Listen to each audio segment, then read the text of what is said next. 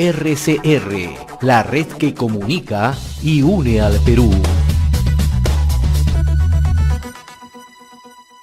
Seguimos a través de Enlace Regional RCR, Red de Comunicación Regional, ingresando ya a nuestro último bloque. Y como cada sábado le damos la bienvenida al doctor Herbert Cuba García, ¿no? Amigo de esta casa, especialista en política de salud pública, ¿no? Habitual comentarista sabatino. Qué gusto saludarlo, mi estimado doctor Herbert Cuba. ¿Cómo está? Muy buenos días y un saludo a través suyo a todo el país. No podemos estar al margen de lo que ocurre en el país. ¿Cómo está observando estos últimos días de política para luego hablar del tema de la atención primaria en salud, ¿no? Que es parte de su último artículo, ¿no? En el Montonero? Previamente, una pincelada, ¿cómo está mirando el panorama político? Mire, apenas se conoció la noticia del fallecimiento de Abimael Guzmán, los medios de comunicación rompieron en el país un concepto básico en relación al terrorismo, que no se le dé cobertura. Pensé que los políticos iban a respetar como mínimo esa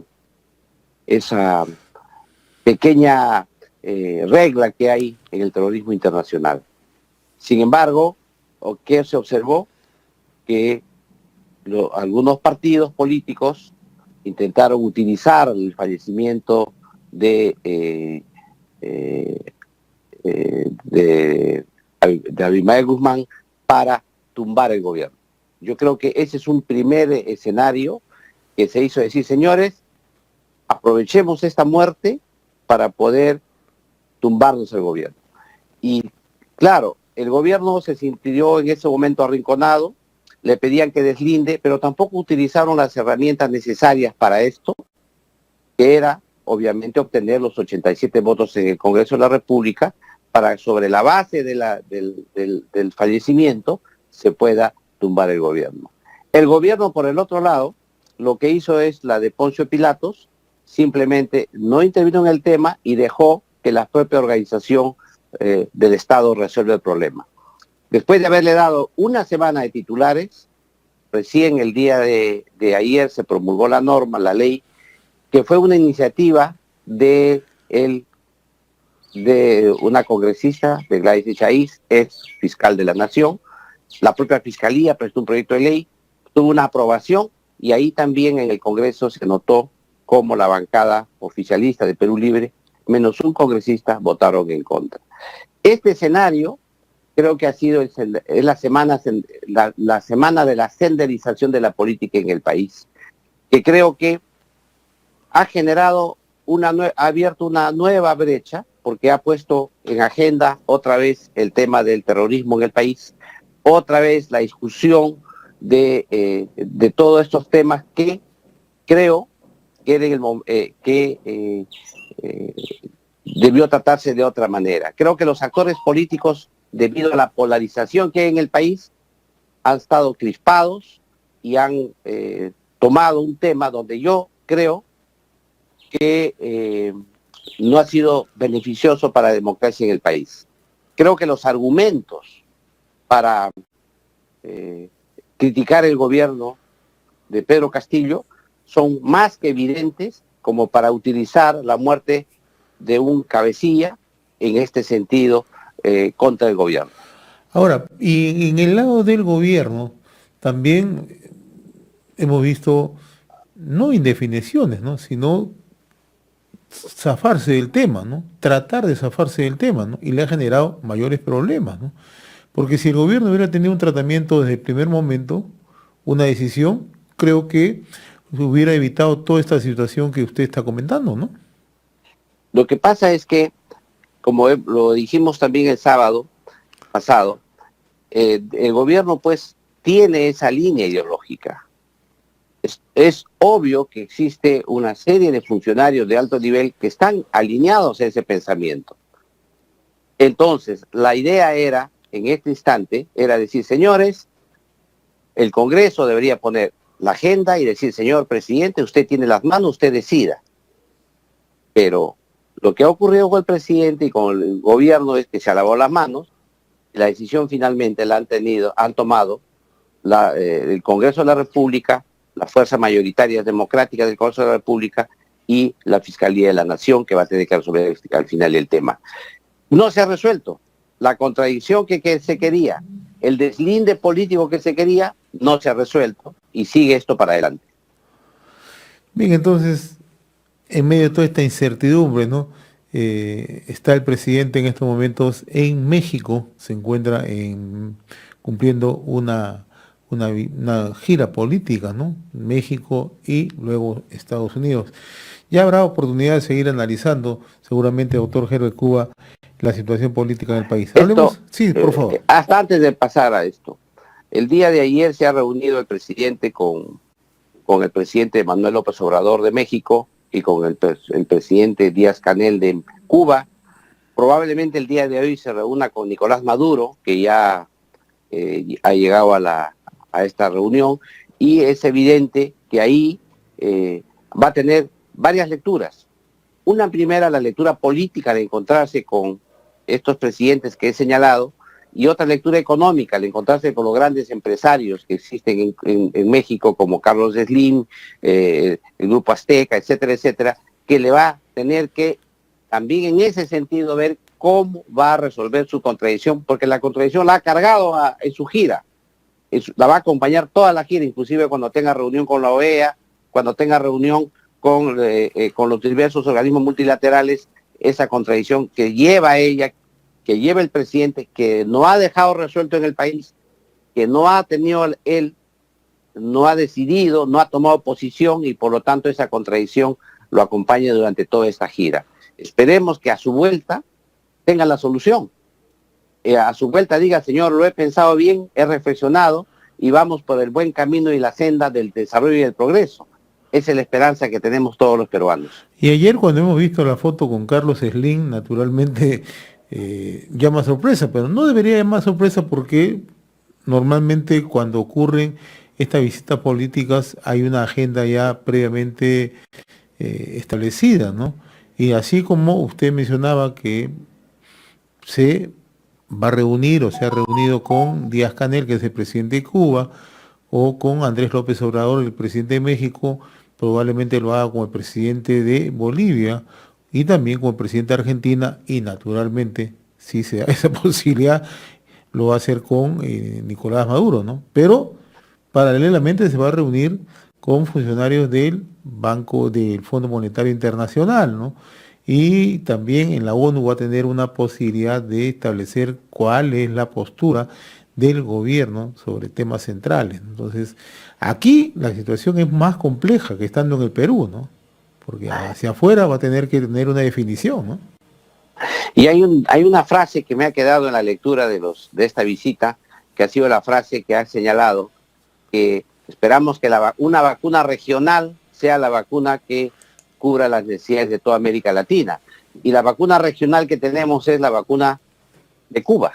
Permítame, justamente para seguir analizando, está hablando el presidente Pedro Castillo en este momento justamente en la CELAC. Vamos a escucharlo para luego compartir con usted este diálogo, por favor. En caso contrario, este sentido encargo del Perú profundo caerá en saco roto. Es momento de pasar a la acción. Es tiempo de pasar de los discursos a la acción. Unidos todos, desunidos nada. Muchas gracias.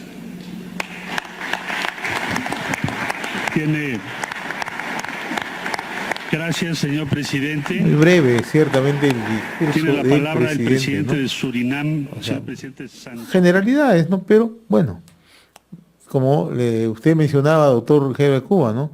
Esto va a ser un momento ya de definiciones, ¿no? Y el otro gran problema, no sé si va a enfrentar a la prensa internacional en esta oportunidad, ¿no?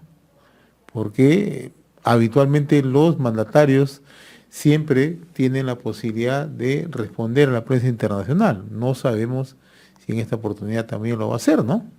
Bueno, en México no creo que tenga ningún inconveniente. Como usted sabe, el régimen de López Obrador es amigo y del presidente, de esa corriente ideológica. O sea, no va a tener ningún inconveniente en México.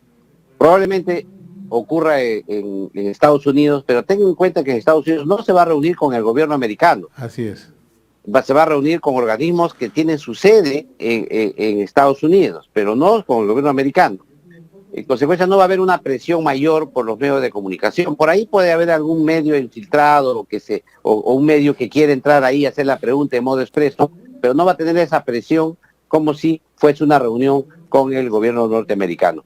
Pero creo sí que lo que ya he escuchado ayer, que puede ser ya uno de los temas que se van a debatir, va a ser la famosa vacuna cubana, que ya está utilizándose en Cuba contra el COVID, y que probablemente sea uno de los temas que se van a discutir para el Perú.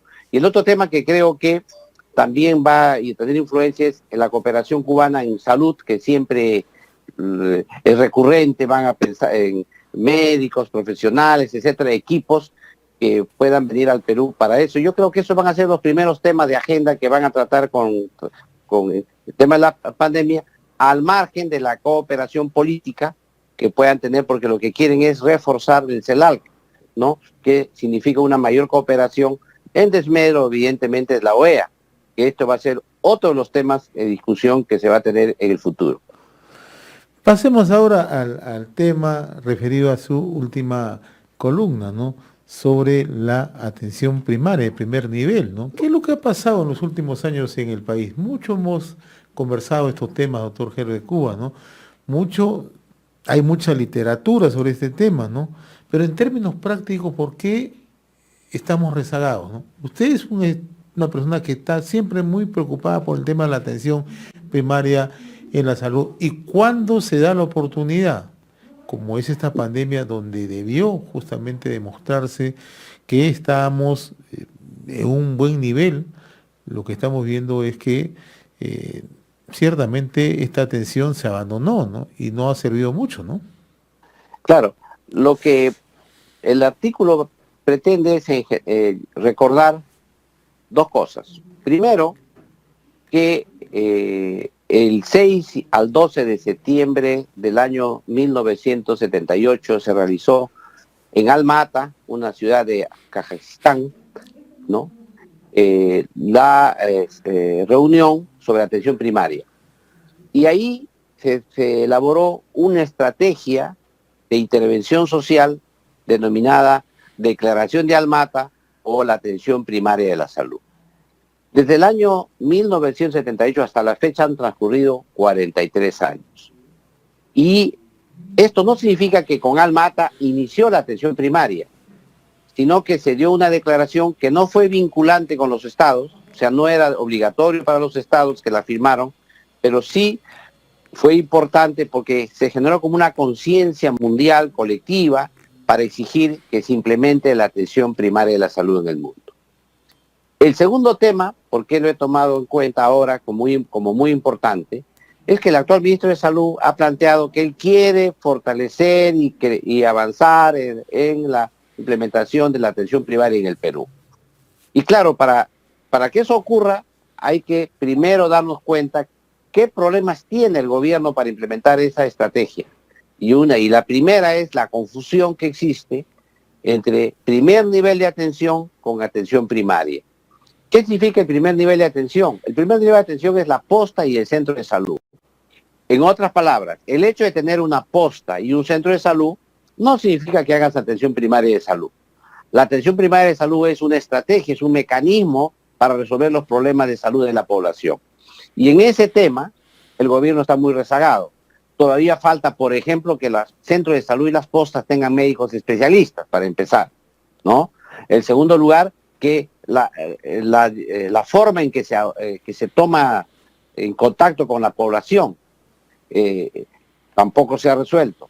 Y luego, y aquí creo que reitero lo que dice Alma-Ata, es que tienes que usar conocimientos científicos transformados en modo práctico para la gente, sencillo, comprensible, que la gente lo haga suyo, pero además que lo acepte.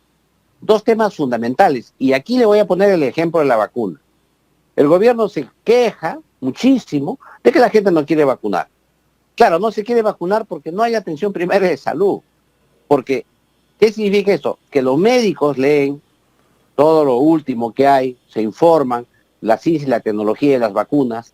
Esto se replica en el establecimiento de salud del primer nivel de atención.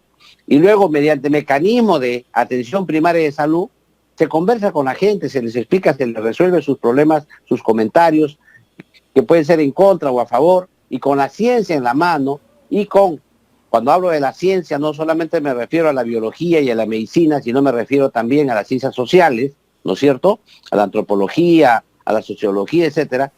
¿Qué hace uno? Interviene y logra adhesión a la vacunación. ¿Qué falla? Y ha fallado no solo en el Perú, ha fallado en Estados Unidos la atención primaria, ha fallado en países donde tienen baja cobertura de vacunación, ha fallado la atención primaria. Sin embargo, en los países que tienen mayor penetración de la estrategia de atención primaria de salud, los niveles de vacunación, por ejemplo, son más altos, que llegan al 81%, 70%, 80%, porque es evidente que es la forma en que se tiene que estudiar o analizar los temas de primer nivel de atención. En consecuencia, aquí hay el reto fundamental de tomarle la palabra al gobierno y decir, vamos a fortalecer el primer nivel de atención, que es la posta y el centro de salud, pero con enfoque comunitario, que significa ¿qué cosa? Implementar la atención primaria de la salud. Ese es el tema que hemos tomado, y además Arequipa ha tomado una pequeña tiempo de los funcionarios de hacer un seminario en el cual he participado también con unos aportes sobre este tema que esperamos sirvan para implementar la atención primaria en el Perú.